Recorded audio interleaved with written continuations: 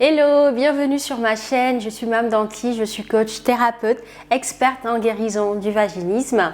J'accompagne les femmes qui souffrent de vaginisme à guérir, retrouver une sexualité sans peur ni douleur.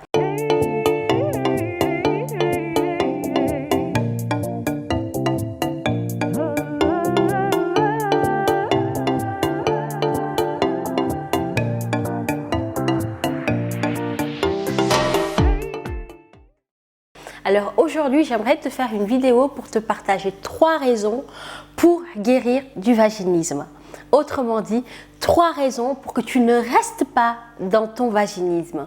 Alors pourquoi est-ce qu'il est urgent de guérir du vaginisme? Parce que quand tu vas guérir du vaginisme, tu vas retrouver une confiance en toi.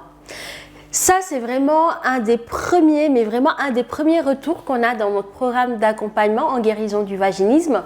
Quand les femmes, elles réussissent à guérir, la première chose qu'elles nous disent, au-delà du fait qu'elles ont réussi d'avoir bien sûr une première pénétration complète, sans peur ni douleur, c'est depuis ma guérison, je me sens plus en confiance, j'ai plus confiance en moi, j'ai plus d'audace, j'ose faire les choses, etc.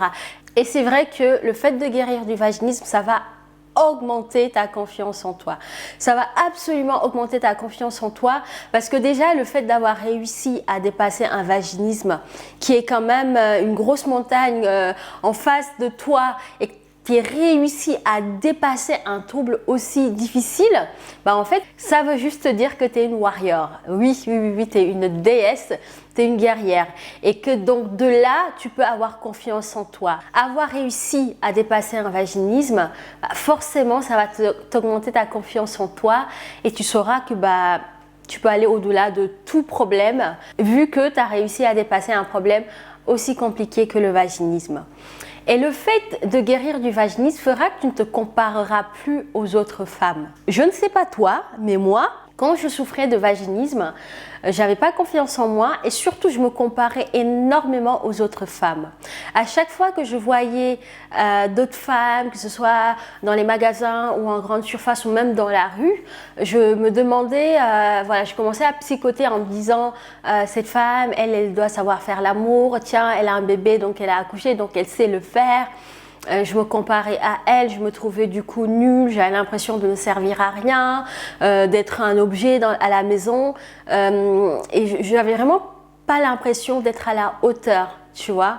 Et le fait d'avoir du vaginisme et de ne pas arriver à avoir un rapport sexuel normal, de faire une pénétration comme toutes les autres femmes, avoir un acte sexuel comme toutes les autres femmes, ce que font les autres naturellement et que toi, nous n'arrivons pas à le faire, en fait, ça touche vraiment notre confiance en nous.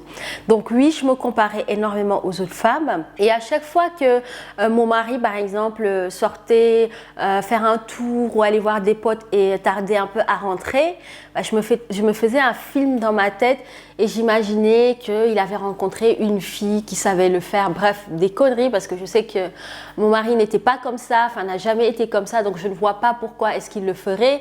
Mais tu sais, quand tu n'as pas confiance en toi, en fait, tu t'imagines des choses, tu te compares aux autres, tu te trouves nul, tu as l'impression que tu sers à rien. Du coup, ça c'est vraiment pas bon. Donc rien que pour cette raison, tu ne devrais pas continuer à rester vaginique et tu devrais tout faire pour guérir et retrouver et regagner ta confiance en toi. Je vais te partager maintenant la deuxième raison qui fait que tu ne dois pas rester vaginique. Alors la deuxième raison, c'est que en guérissant du vaginisme, ta relation avec ton mari, ton chéri, ton conjoint, ton partenaire de vie va énormément s'améliorer et gagner en qualité. Oui, bien sûr, ça, je pense que c'est pas un scoop. Le fait que vous puissiez à nouveau faire l'amour sans frustration, sans doute, sans peur et que ça soit juste naturel entre vous, ça va augmenter la complicité que vous avez entre vous. Et puis, tu sais, quand un couple traverse du vaginisme, ça crée beaucoup de frustration et beaucoup de disputes. Je sais pas toi, mais nous, je ne sais pas toi, mais nous, on se disputait 2 voire 3 fois par semaine, alors qu'avant, on s'entendait bien.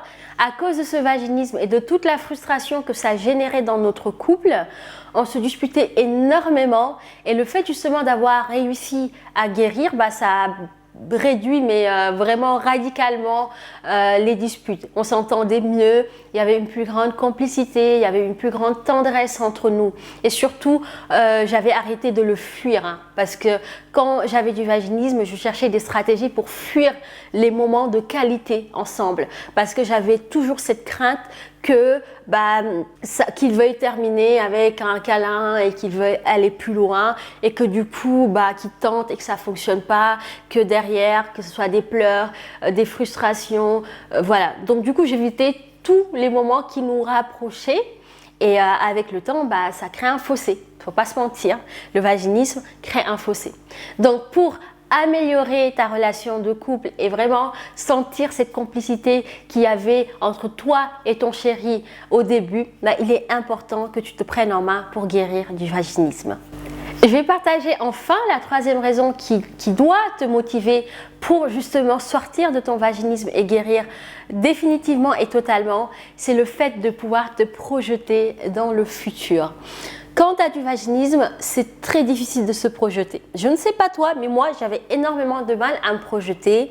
Les projets, les enfants, je sais pas, déménager dans un appartement plus grand ou acheter une maison ou déménager dans un endroit qui est plus propice à la vie de famille ou à la vie de couple, j'arrivais pas à me projeter. Parce que déjà, je me disais que tu as cette montagne devant toi qui t'empêche déjà de voir à plus de 3 mois, parce que tu sais pas qu'est-ce qui va se passer dans les 3 mois à venir. Tu ne sais même pas si ton couple va tenir ou pas. Tu ne sais même pas si toi-même, tu ne vas pas péter un plomb avant la fin des 3 mois. Du coup, tu avais une vue, mais à 3 mois d'avance. Parce que tu ne sais jamais à l'avance ce qui peut se passer. Et moi, j'avais vraiment peur de me projeter. Ça me faisait peur parce qu'à l'époque, je me disais, j'avais peur d'être déçue.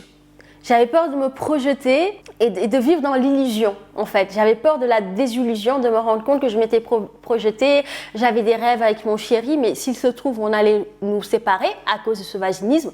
Heureusement, ça ne s'est pas arrivé parce qu'on a réussi à surmonter le vaginisme et que j'ai réussi à guérir. Mais j'ai envie de te dire par là que pour pouvoir te projeter dans ta vie de couple, dans ta vie avec ton conjoint, avec des projets d'avenir, fonder une famille, il est important que tu puisses guérir du vaginisme.